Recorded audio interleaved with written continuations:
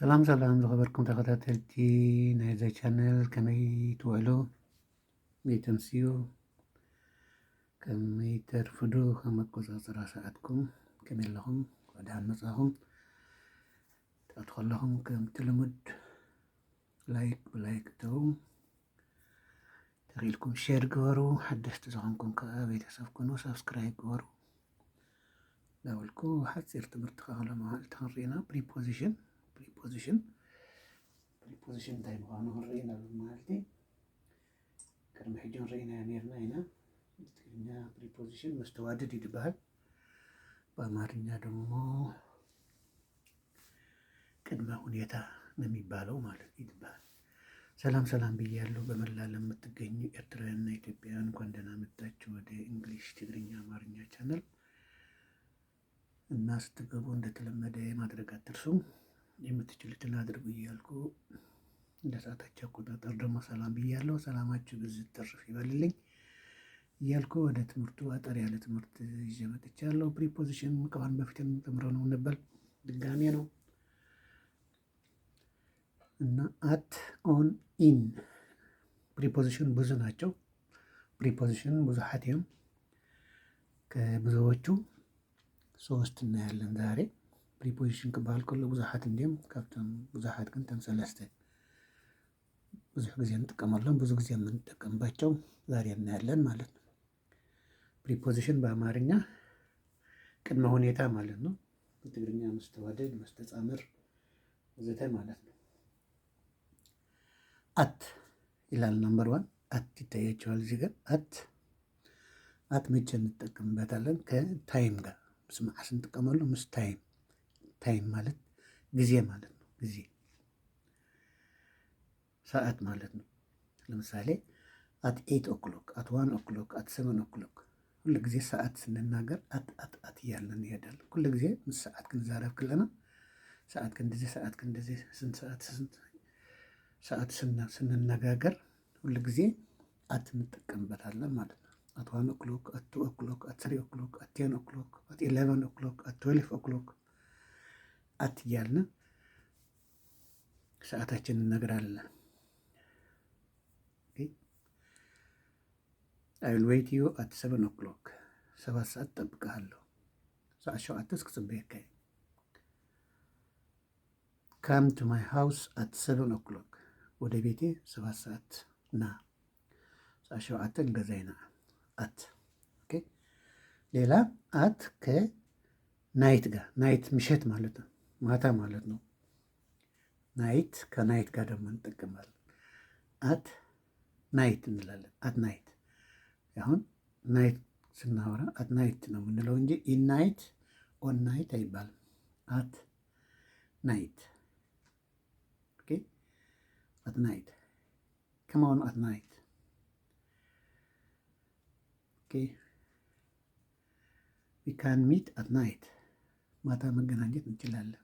at night ምሽት ክንራኸብ ንኽእል ኢና። at night. so at ምስ ናይት ማለት ምሽት ማለት ማታ ማለት ነው እንደነገርኳቸው። ሌላ ሎኬሽን እናውቃለን። ሎኬሽን አንድ ቦታ የሚገኝበት ሓደ ቦታ ዝርከበሉ ቦታ ሎኬሽን ንኣብነት ቁፅሪ ገዛኹም ድሕሪብካ ሓደ ሰብሲ ጂፒኤስ ገይሩ ኣብታ ዘላታ ገዛኻ ክመፅእ ይኽእል ማለት እዩ። እታ ገዛኻ ሕጂ ሎኬሽን እያ ማለት እዩ፣ ኣቅጣጫ ወይ ድማ ኣት ዘ ኦፊስ ለምሳሌ ኣት ዘ ስኩል፣ ኣት ዘ ባስ ስቴሽን፣ ኣት ዘ ትሬን ስቴሽን፣ አት ዘ ኤርፖርት ሎኬሽን ያመለክታል ማለት ነው፣ የት እንዳለ። ዌር አር ዩ አቤለኻ የት ነህ ካለ አት ዘ ባስ ስቴሽን አውቶቡስ ተራ ነኝ፣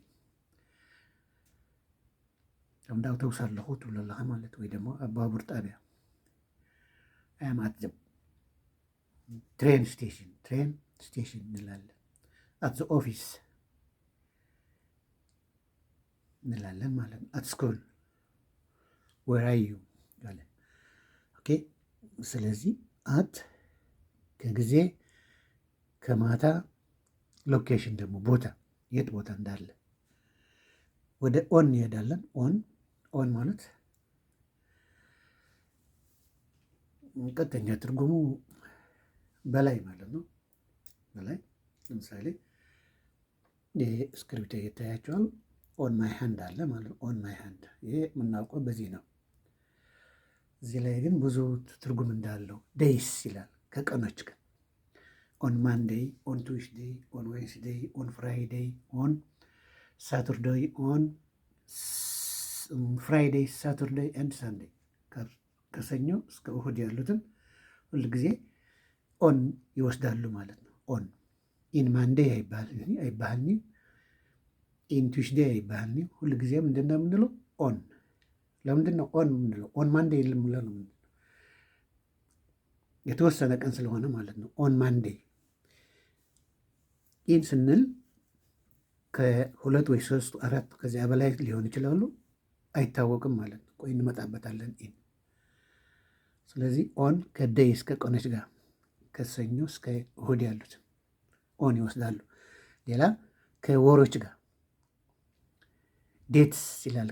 ከዴትስ ዴት ማለት ቀን ማለት ነው። ዛሬ ቀን፣ ነገ ቀን፣ ትናንትና ቀን ስንጠቀም ኦን ይወስዳል ማለት ነው። ኦን 5 ጁላይ ይላል እዚህ ለምሳሌ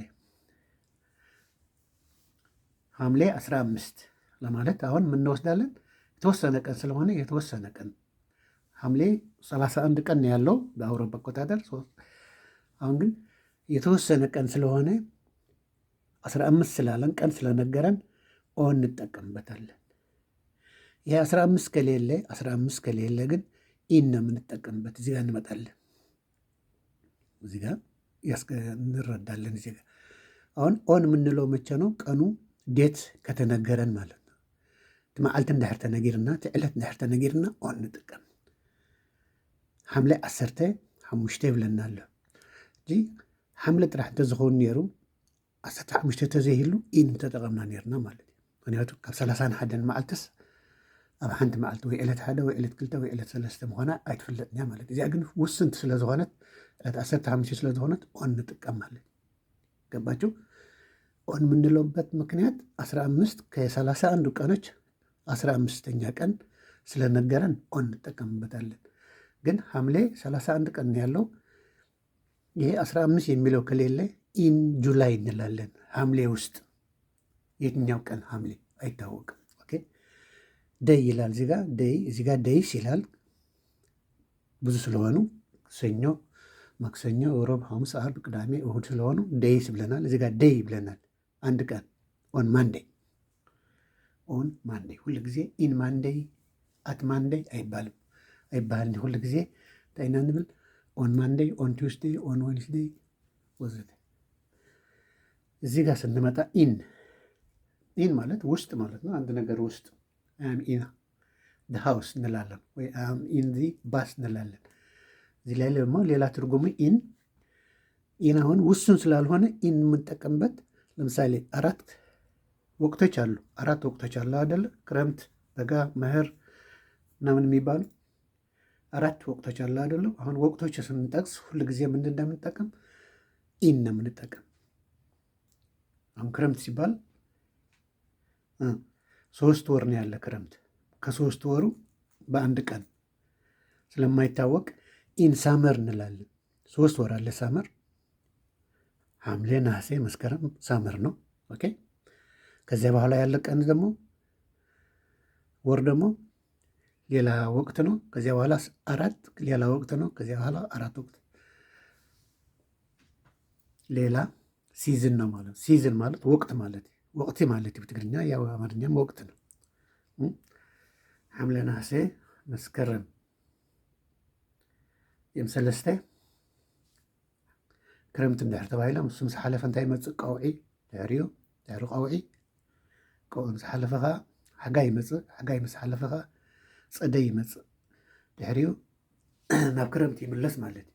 4 ወቅቶች የሚባሉ እነዚህ ናቸው።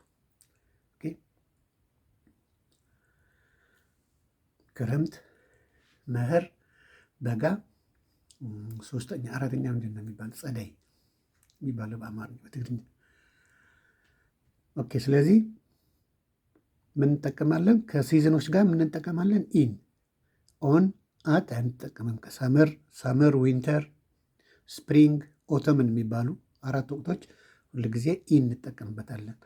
ሌላ ማንዝስ ኢን ኦገስት፣ ኢን ሰፕተምበር፣ ኢን ኦክቶበር፣ ኢን ዲሰምበር ነው የምንለው። ከወሮች ጋር ሁል ጊዜ ኢን እንጠቀማለን። ለምሳሌ ለምንድን ነው 30 ቀን ካለው ከ30 ቀኑ ውስጥ አንድ ቀን ስለማይታወቅ ኢን እንላለን። ቀን ከነገረን ግን እንደዚህ መዓልቲ እንዳሕተ ነጊርና ከምዚ ግን ኦን ንጥቀም። ኣብዚ ግን ኢን ኦገስት ብላለ ብዚ ሕጂ ኦገስት ናሕሰ ማለት እዩ። ናሕሰ 30 31 መዓልቲ እዩ ዘለዎ።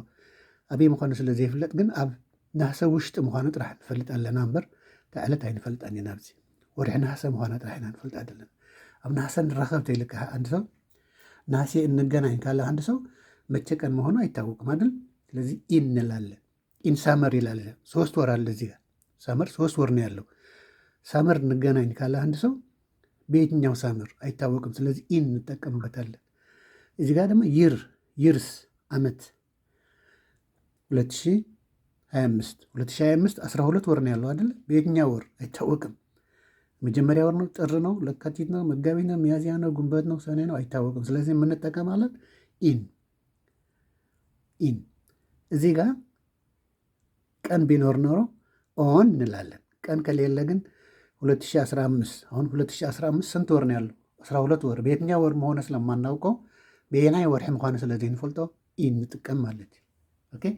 ሌላ ሞርኒንግ፣ አፍተርኑን፣ ኢቪኒንግ ማለት ነው። ይሄ በአጭሩ ነው የጻፍኩ።